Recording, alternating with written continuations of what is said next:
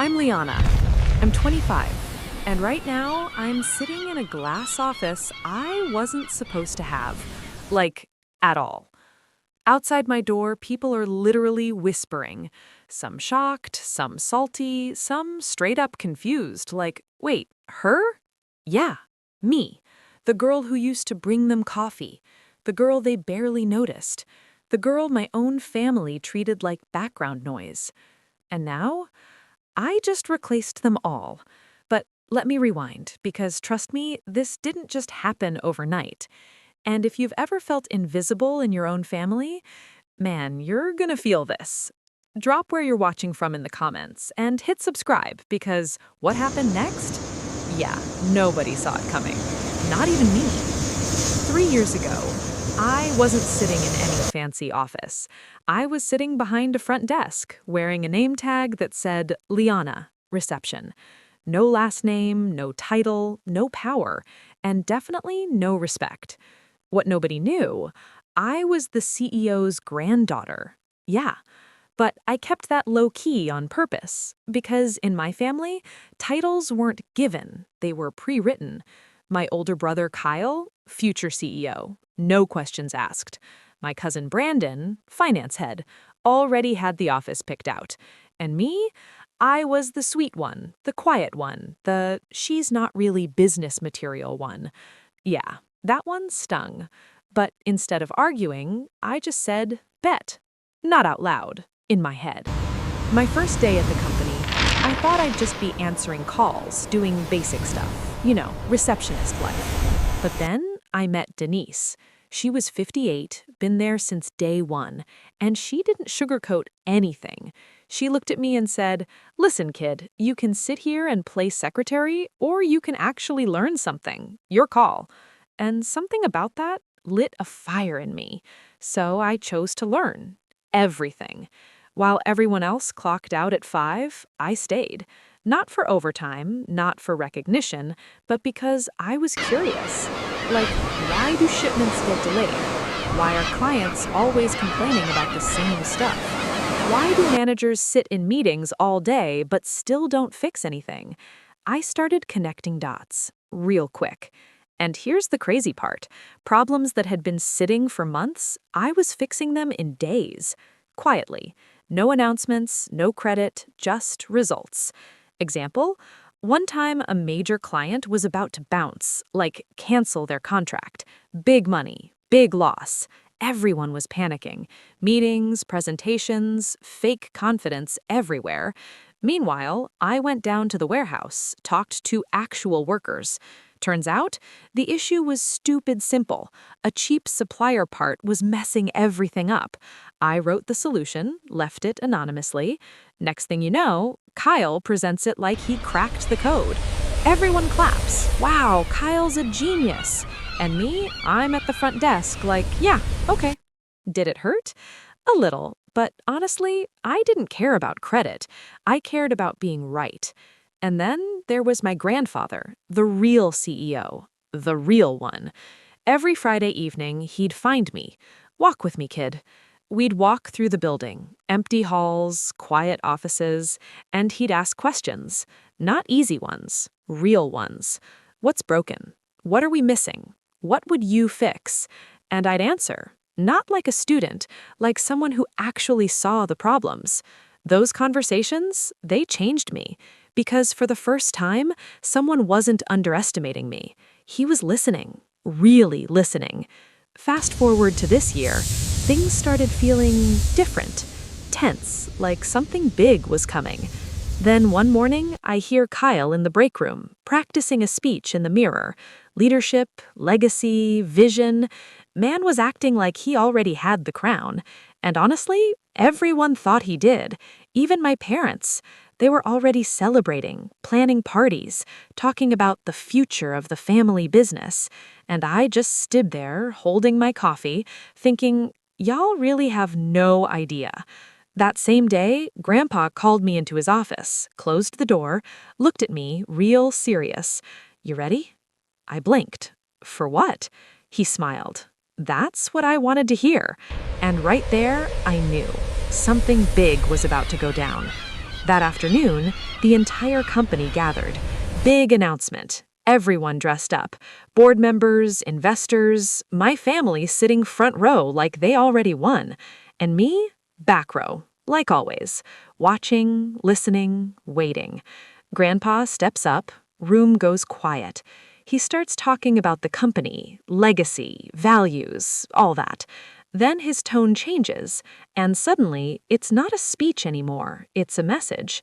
He says, "The next leader isn't the loudest person in the room, it's the one who does the work when nobody's watching." People start looking around, confused. He keeps going. "This person didn't ask for recognition, didn't chase titles, didn't play games." My heart starts pounding, because deep down, I knew. Then he said it. "My successor is Liana." Silence. Like dead silence. You could hear someone breathe. Then whispers. "Who? The receptionist? No way." My mom? Frozen. Dad? Shocked. Kyle? Yeah, he looked like the ground disappeared under him. And me? I just sat there, like, wait, this is real? Then Grandpa looks straight at me. "Come here, kid." And just like that, my entire life flipped. I stood up, every eye on me. Walking to that stage felt like walking into a different world. And when I grabbed that mic, man, everything I held in for 3 years came out. I grabbed the mic, my hands shaking just a little, but my voice steady. "Hi, I'm Liana." A few people awkwardly clapped. Most were still confused. I took a deep breath, looked straight at the front row, at my family, and I said, "Yeah, I know, the receptionist, right?" A few nervous laughs, but I didn't smile because this wasn't a joke. I've been sitting at the front desk for 3 years, answering your calls, greeting your clients, listening to everything you thought didn't matter. I paused. You'd be surprised what people say when they think you're invisible. Now the room got real quiet. I turned slightly, looked at Kyle. My brother gave a full presentation on a brilliant solution last year. I tilted my head.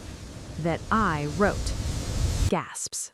Kyle shifted in his seat, didn't say a word. I kept going.